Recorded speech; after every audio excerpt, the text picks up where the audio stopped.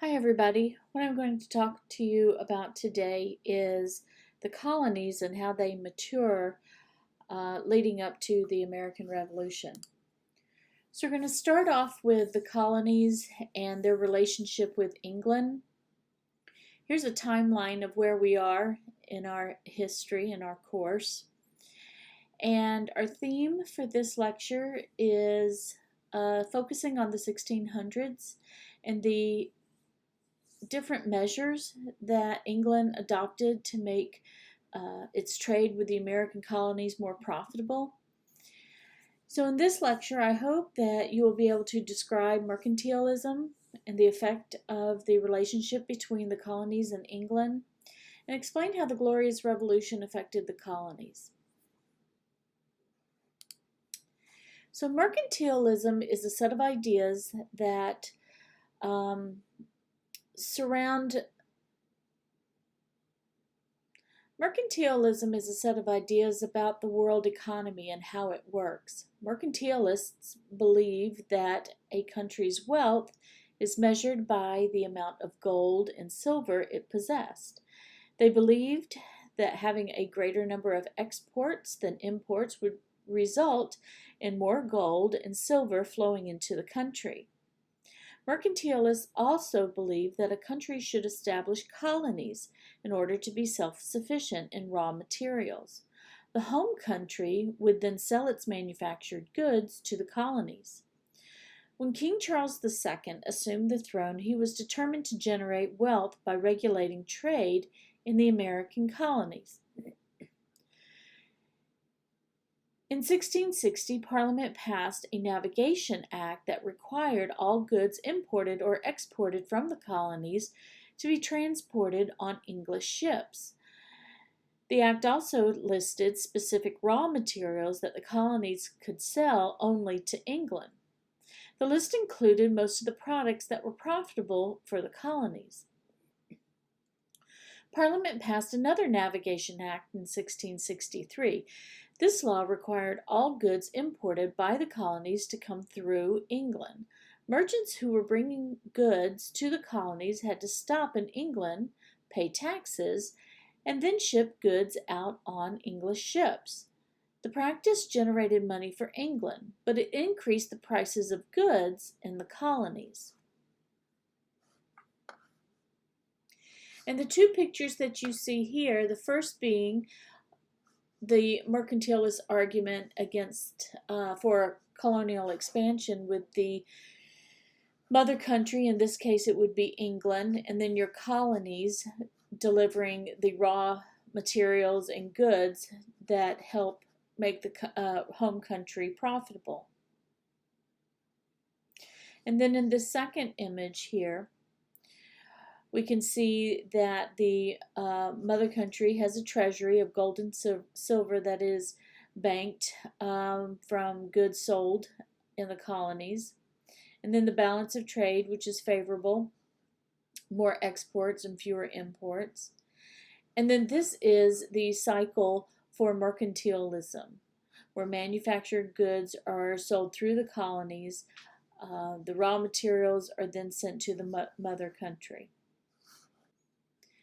The Navigation Acts angered colonial merchants, who in most cases broke the new laws.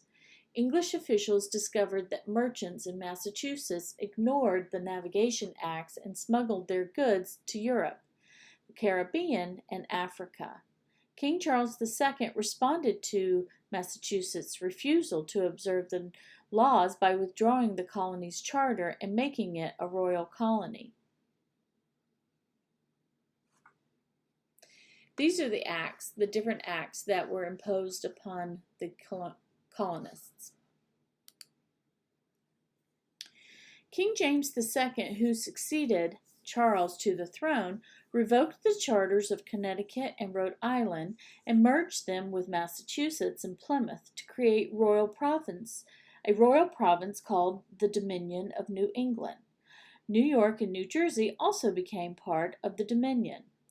The king abolished the colonial assemblies and appointed the province's governors and councilors.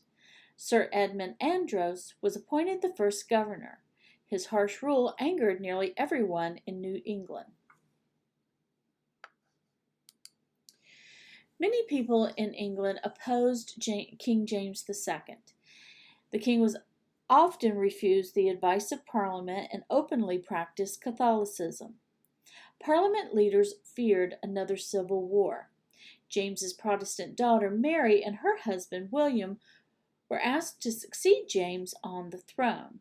However, James's second wife gave birth to a son and he became the heir and would be raised Catholic.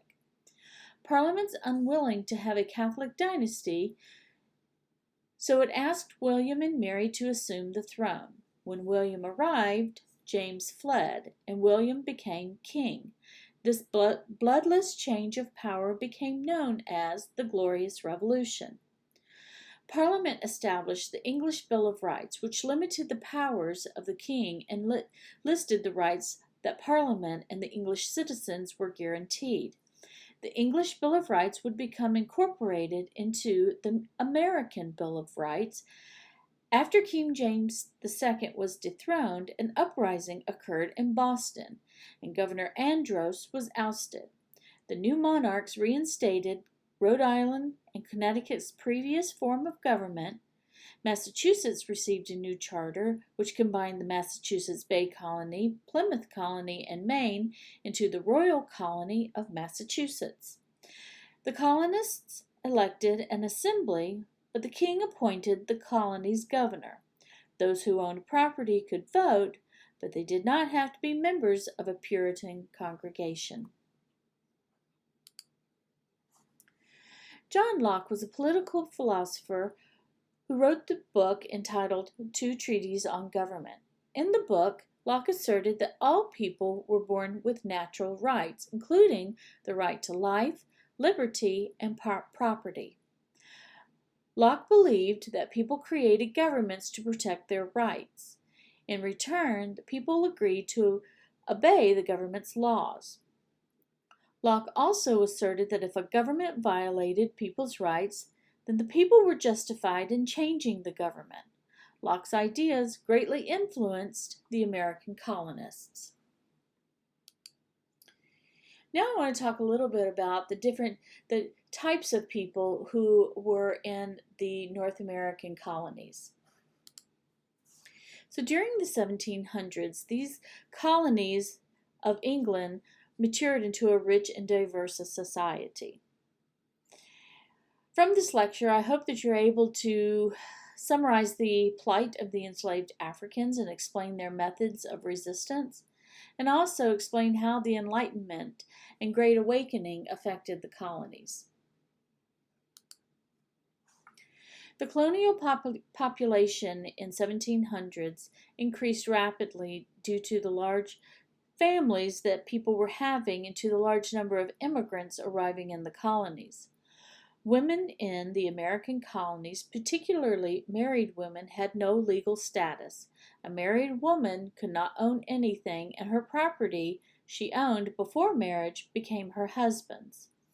Women could not enter into legal contracts or be parties to a lawsuit. Single women had more rights. They were able to own property, file lawsuits, and run businesses. Colonists often suffered from a variety of diseases. Cotton Mather conducted a successful experimental treatment to prevent smallpox by inoculating people against the disease.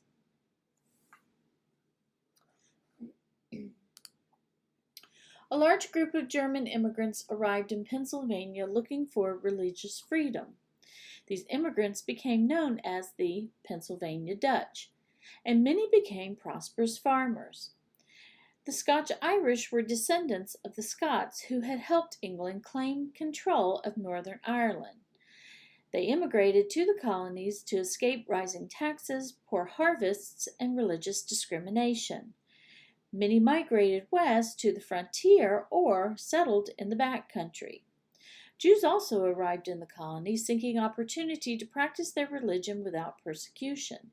Most settled in colonial cities. However, the first Jews that arrived in Georgia, one of which was Georgia's first doctor. Africans who arrived in the colonies attempted to maintain their specific languages and traditions. Africans in South Carolina who cultivated rice in larger groups than other southern colonies. Their isolation from white planters resulted in more independent African culture, with its own language called the Gula. Language combined English and African words. Using a common language helped Africans from diverse backgrounds develop a new culture in America. Whites used brutal means and persuasion to maintain authority over enslaved Africans. The Africans developed several ways to fight against slavery. Some employed passive resistance, such as work slowdowns.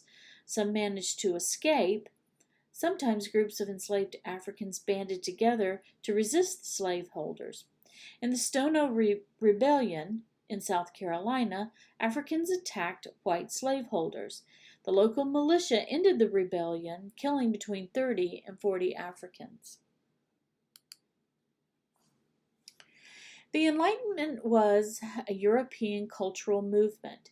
It challenged the authority of the church in science and philosophy and elevated the power of human reason. The emphasis on logic and reasoning was known as rationalism. John Locke was an influential Enlightenment writer. He argued that people had rights and that society could be improved. French thinker Jean-Jacques Rousseau argued that a government and its laws should be created by consent of the people. Baron Montesquieu, another influential Enlightenment writer, argued that to protect the people's liberties, a government should be separated into different branches to provide checks and balances against one another. And finally, the Great Awakening. Many American colonists in the 1700s turned to a religious movement called Pietism, which stressed that an individual's devoutness and emotional union with God. Ministers spread Pietism through revivals, large public meetings for preaching and prayer. This revival of religious feelings became known as the Great Awakening. Jonathan Edwards and George Whitefield were two important preachers of the Great Awakening. The Great Awakening led to the development of churches in New England. It had a great impact on the southern colonies and was especially appealing to backcountry and tenant farmers and to enslaved Africans.